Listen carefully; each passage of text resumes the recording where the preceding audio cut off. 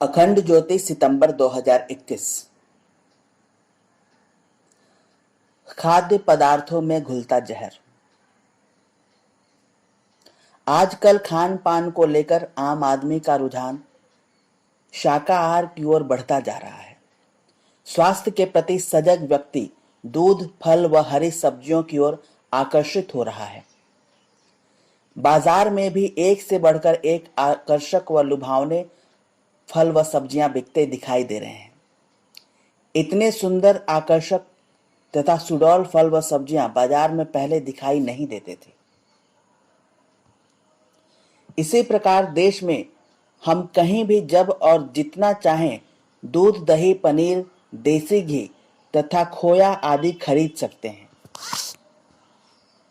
यह सभी खाद्य सामग्रियां सरेआम बाजार में, दुकानों व रेहड़ियों पर तथा डेयरी में हर समय उपलब्ध हैं। किसी भी शादी, विवाह अथवा दूसरे बड़े से बड़े आयोजनों में यदि आप चाहें तो कहीं भी गांव, कस्बे या शहर में टनों के हिसाब से हमको प्रत्येक वस्तु हासिल हो सकती है। होना तो यह चाहिए था कि जिस प्रकार की हरी व सुंदर सब्जियां व आकर्षक फल व दूध, घी व खोया बाजार में प्रचुर मात्रा में उपलब्ध हैं और हमारा समाज इन खाद्य सामग्रियों का एक नियमित उपभोक्ता भी है, ऐसे में देश के लोगों को हृष्ट पुष्ट व पूरी तरह से स्वस्थ व निरोगी होना चाहिए था। परंतु वास्तविकता तो यही है कि इतने आकर्षक खान पान के बाद भी आम लोगों में नई नई बीमारियां बढ़ती जा रही हैं। छोटे व कम उम्र के बच्चों को ऐसे ऐसे रोग हो रहे हैं जो अल्पायु में होते हुए सुने ही नहीं गए। आंखों की रोशनी से लेकर हृदय रोग व कैंसर तथा पीलिया जैसी बीमारियां कम उम्र के लोगों को होने लगी हैं। तरह तरह के चर्म रोग होते देखे जा रहे हैं।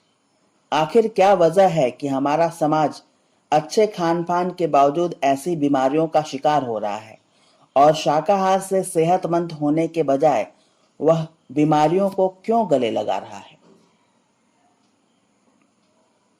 दरअसल इसके पीछे व्यावसायिकता की वह मानसिकता जिम्मेदार है जो कम समय में अधिक पैसे कमाना चाहती है तथा रातों रात धनवान बनने के फिराक में लगी रहती है। और इसी के साथ साथ ऐसे खतरनाक व्यावसायिक मानसिकता रखने वाले लोगों ने उन सरकारी विभागों का संरक्षण हासिल रहता है जिनका काम ऐसे खाद्य पदार्थों की गुणवत्ता पर लगातार निगरानी बनाए रखना है। भ्रष्टाचार व रिश्वतखोरी ने जब जहरीले खाद्य पदार्थों की बिक्री पर नजर रखने वाले विभाग की आंखों पर ही पट्टी बांध दी है, ऐसे में भला इन जहरीले खाद्य पदार्थों के बढ़ते साम्राज्य को रोक ही कौन सकता है? इस पूरे प्रकरण में एक सबसे आश्चर्यजनक बात यह भी है कि यदि कोई सब्जी व्यापारी ऐसी सब्जियां बेचता है जिन्हें प्रतिबंधित ऑक्सीटोसिन इंजेक्शन के बल पर सुंदर, गाढ़ा, हरा व सुडौल बनाया गया है, तो वही सब्जी व्यापारी अपने घर में इस्तेमाल करने के लिए जो फल या दूध खरीद कर ले जाता है उसमें भी उसे मिलावट या इंजेक्शन का प्रयोग जरूर मिलता है। हद तो यह है कि जो रिश्वतखोर भ्रष्ट सरकारी कर्मचारी पैसा कमाने के चक्कर में इस प्रकार की धड़ल्ले से बिकने वाली जहरीली खाद्य सामग्रियों की बिक्री से अपनी नजरें फेर रहे हैं, वे सरकारी कर्मचारी भी अपने घर परिवार के लिए यही फल व सब्जियां तथा दूध आदि ले जाने के लिए बाध्य हैं। और रिश्वत के लोभ में अंधे यह लोग इतना भी नहीं सोच पाते कि वे चंद पैसों के लालच में न केवल दूसरे बल्कि अपने परिवार के लिए भी जहर तथा बीमारियां खरीद कर ले जा रहे हैं। ऑक्सीटोसिन का अधिकृत उपयोग प्रसव के दौरान गर्भवती महिलाओं पर किया जाता है, परंतु आज देश में इसका बड़े पैमाने पर गैर कानूनी इस्तेमाल किया जा रहा है। गाय भैंसों से अधिक दूध प्राप्त करने के लालच में इसके इंजेक्शन इन जानवरों को लगा दिए जाते हैं। इससे जानवर न केवल अधिक बल्कि जल्दी से जल्दी दूध देने लगते हैं।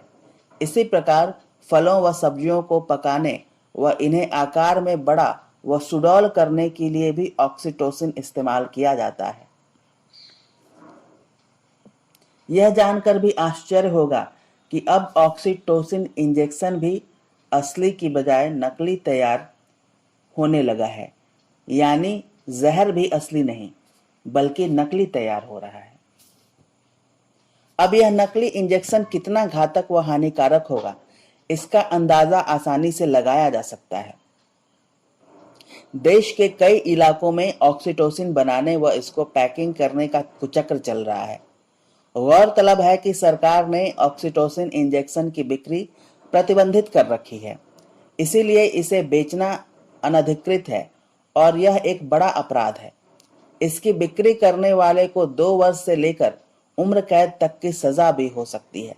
परंतु इतने कठोर कानूनी प्रावधानों के बावजूद इस तरह की सामग्रियां सड़कों पर, बाजारों में व गली कूचों में सरेआम बिक रही हैं। क्या आम आदमी, क्या गरीब, क्या अमीर, क्या कर्मचारी तो क्या अधिकारी, क्या नेता तो क्या अभिनेता, क्या नीति निर्माता तो क्या कानून का रखवाला, सभी इन्हीं खाद्य पदार्थों पर लगभग आश्रित हो चुके हैं। हद तो यह है कि यदि आप किसी फल या सब्जी विक्रेता से या दूध, घी, पनीर आदि बेचने वाले से उसके द्वारा बेचे जा रहे किसी सामान की गुणवत्ता या उसकी वास्तविकता पर कोई संदेह जताना चाहें या उससे इस प्रकार के कोई सवाल जवाब करना चाहें तो वह दुकानदार प्रतिवाद करने को भी तैयार हो जाता है। कई दुकानदार यह कहकर बहस में पड़ने से कतराते हैं कि जो सामान मंडी में बिकने को आता है हम वही लाकर बेचते हैं। प्रत्येक साधारण व्यक्ति इस बात को भली भांति स्वीकार कर रहा है कि आजकल बाजार में बिकने वाले इस प्रकार के खाद्य पदार्थ भले ही पहले से अधिक सुंदर व लुभावने क्यों न दिखाई देते हो, परंतु न तो उनमें कोई स्वाद बाकी है न ही कोई खुशबू बची है।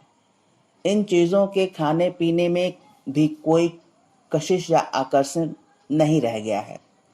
जाहिर है ऐसे में ये चीजें फायदा पहुंचाने के बजाय नुकसान ही पहुंचाएंगी और पहुंचा रही हैं।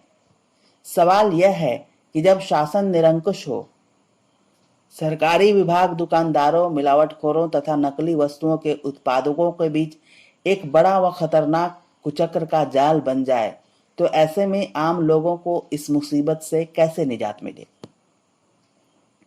इसका सबसे आसान उपाय यही है कि संदेह होने पर ऐसे दुकानदारों का बहिष्कार किया जाए और यदि हो सके तो संगठित रूप से इसका विरोध किया जाए। जहां तक हो सके स्वयं को ऐसी सामग्रियों के सेवन से दूर रखा जाए। यदि हमारे घर में कच्ची जमीन उपलब्ध है या गमले आदि की व्यवस्था हो सकती है तो घरों में ही अधिक से अधिक सब्जियां व फल लगाने व उगाने की व्यवस्था करें। सहकारिता के आधार पर गली मोहल्ले के कुछ लोग मिलकर खाली पड़ी जमीन पर यही काम सामूहिक रूप से भी कर सकते हैं। मिलावटखोरों या मिलावटी व जहरीले सामान बेचने वालों के विरुद्ध निरंतर उच्चाधिकारियों से शिकायत की जाए। बार बार समाचार पत्रों में ऐसे व्यवसायियों के नाम व उनके चित्र आदि प्रकाशित कर उनकी जनहानि पहुंचाने वाली हरकतों से लोगों को आगाह कराया जाए। अन्यथा हम बेवजह स्वास्थ्य संवर्धन का ढोल पीटते रहेंगे और हमारे सामने इसी प्रकार जहरीले खाद्य पदार्थों का व्यापार धड़ल्ले से होता रहेगा। समाप्त।